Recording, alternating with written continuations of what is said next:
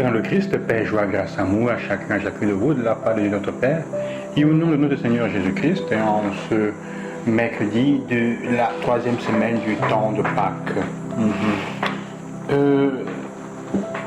Quand nous regardons l'histoire de l'Église, on peut se poser la question de savoir, ou on est surpris de voir quel a été le facteur primordial, principal de l'expansion de l'Évangile autour du globe, dans les différents pays. Ce n'est pas d'abord l'œuvre des apôtres surtout, ou plutôt mieux des apôtres des 12. C'est vrai qu'ils y sont pour beaucoup, mais ils y sont là parfois comme simplement des personnes qui ont visité les communautés. Qu'est-ce que je veux dire? Quand nous lisons le livre des Actes des Apôtres, comme maintenant, aujourd'hui, nous lisons l'histoire du fait qu'après qu'Étienne a été persécuté et tué, Saul, qui deviendra Paul, commence à pourchasser et à persécuter les chrétiens pour les mettre en prison.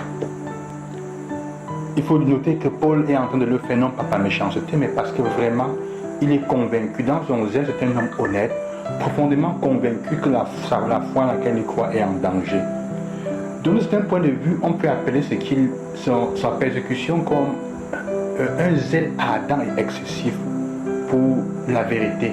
Ça porte parfois au fanatisme. Paul est un fanatique comme les pharisiens.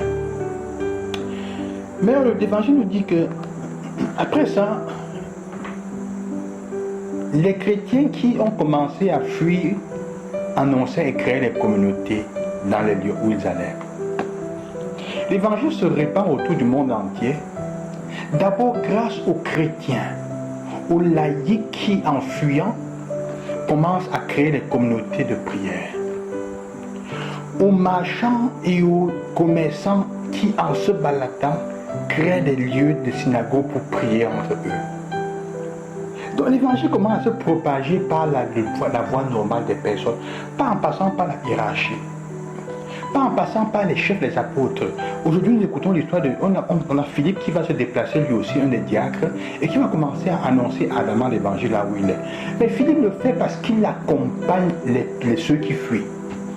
Donc les prêtres après et les évêques qui vont commencer, responsables de la communauté, qui vont commencer à être institués, c'est parce qu'ils accompagnent la communauté. Les premiers annonciateurs de l'Évangile sont les fidèles, ce ne sont pas les chefs. C'est pour dire, frères et sœurs, que toi chrétienne, la foi que tu as, il ne faut pas te minimiser. Ton rôle est important. L'Évangile se propage au jour le jour, chaque jour dans la vérité de ceux qui vivent avec les non-chrétiens, de ceux qui se promènent, de ceux qui se baladent, de ceux qui voyagent. Ce n'est pas avant tout par les prêtres, les évêques. Ceux-ci arrivent et accompagnent la communauté. Et en effet, vous comprenez, le sacerdoce est né pour servir la communauté. Là où il y a la communauté, il y a un prêtre. Au début, l'Église était comme ça. On ordonnait les prêtres en fonction s'il y avait une communauté précise qui était prête à être servie. Dans certains pays aujourd'hui d'Orient encore, l'Ukraine, cette zone-là du Moyen-Orient, les chrétiens, les communautés qui sont des rites orientales sont encore comme ça. On ordonne le prêtre s'il y a une communauté qui est prête à être accueillie. Au début, dans l'Église catholique, c'était comme ça. On ordonnait quand il y avait une communauté que tu pouvais servir.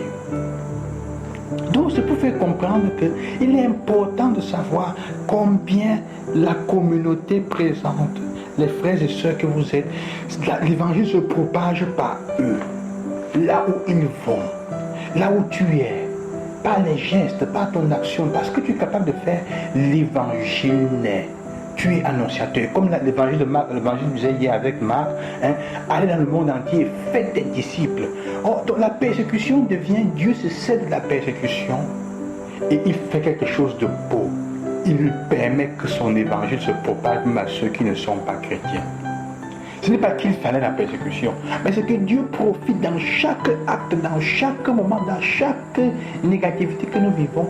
Il y a une possibilité, comme nous savons, de faire que Dieu change, de modification, d'amélioration des choses. Dieu est capable de ça. Et c'est ça le bien d'être chrétien. Et quel est le signe de la présence des chrétiens? La première lecture nous dit, il y eut dans cette ville une grande joie. La joie est le signe distinctif de la présence active et serait importante des chrétiens. La joie, que votre joie soit parfaite, qu'elle soit grande.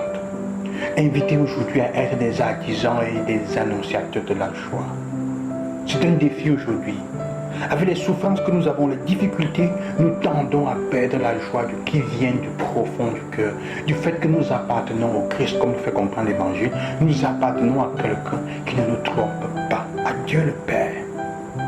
Alors, sœurs et frères, c'est le défi d'aujourd'hui. C'est le défi en ces jours comme chrétiens, croyant en la miséricorde et en la résurrection.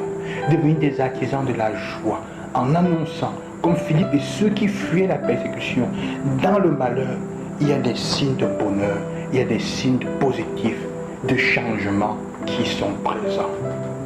Chaque difficulté que nous vivons porte en elle une annonce, une possibilité de changement.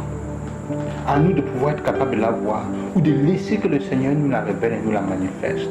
Ce n'est pas facile, mais il n'y a pas d'autre voie si nous voulons porter la joie. Chers frères et sœurs, annonciateurs de la joie, je vous souhaite une bonne journée. Devenez des chrétiens, des annonciateurs, même dans les difficultés, malgré les persécutions. Je vous bénis au nom du ressuscité. À demain, loué soit Jésus-Christ.